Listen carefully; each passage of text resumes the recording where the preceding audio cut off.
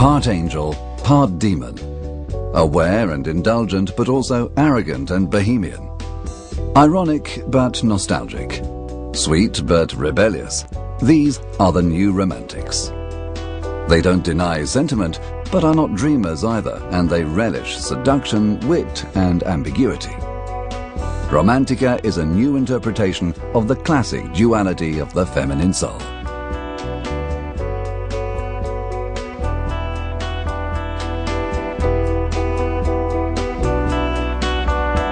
Romantics devote themselves to domestic pursuits, and as a reference target, they are in fact stay-at-homes par excellence.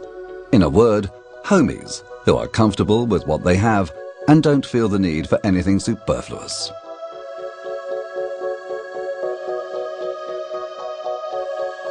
They increasingly focus on the quality of service and merchandising. They like shops that are finely furbished, and their taste in design stretches to include added value and affordable prices.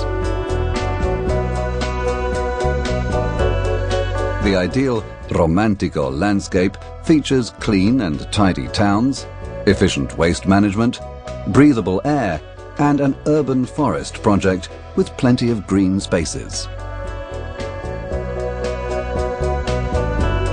Contrasts are the key aspects of romantic fashion trends. New romantics appreciate the seduction of time-honored fabrics such as voile and silk, as proposed by Alexander McQueen, Betsy Johnson's lace and tulle, the bon-ton designers and Vichy checks of Agatha Ruiz de la Prada, Donna Karan's Liberty Flowers, and Vivienne Westwood's feathers.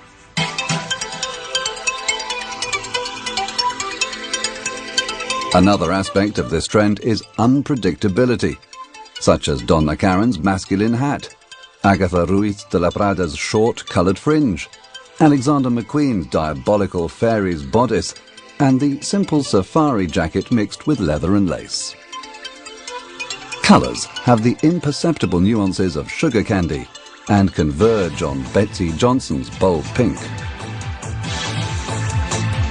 Men become ironical fairy tale princes.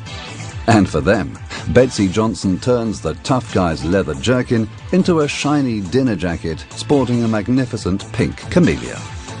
Jean-Paul Gaultier's romantic traveller could be a pirate, an explorer, or a cursed poet. The new dandy proposed by Comme des Garçons wears pastel jackets as if they were shirts, and teams trimmings with rigorous striped fabrics. Accessories add some special imprinting. This is true of Alessandro Dell'Acqua's platform shoes, or the long gloves designed by Bottega Veneta, or Marc Jacobs' jewel-encrusted tulle glasses with floral decorations.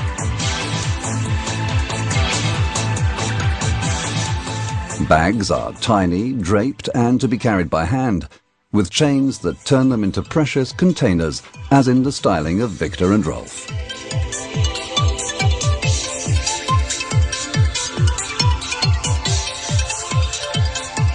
In design, the symbolic objects of this trend are the Girard's dolls of 1963, but also the all-white household appliances that Pia Wallen has designed for Electrolux, Marcel Vender's basic and poetic furnishings, right through to Prada's iris-scented perfume set, which features not only essence, cologne and talc, but also scented ironing water. In architecture, Russell Pinch proposes a new classic, while hotels such as the Mondrian Miami are increasingly moving in the cozy, homey direction.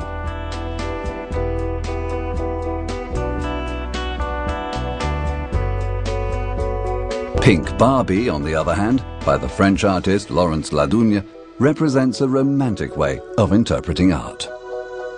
In music, the Baby Shambles have become an icon, while Shrek 3 is the cinema interpretation of this trend.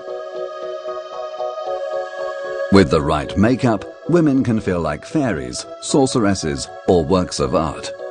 Makeup can enhance the eyes with pastel eyeshadows that sometimes eclipse the eyes in favor of purity of color. Its contrast is absolute black. Lips are as plump as petals, as shiny as dewdrops, or as intense as overripe fruit. Cheekbones, décolleté and eyelids reflect blades of light with iridescent strokes that create unusual volume. The more classic lines only need one glamorous detail to become unique, dreamy, but also aggressive. Geometric shapes with soft, light contours feature on any length. Shortcuts enhance impressive disconnected forelocks.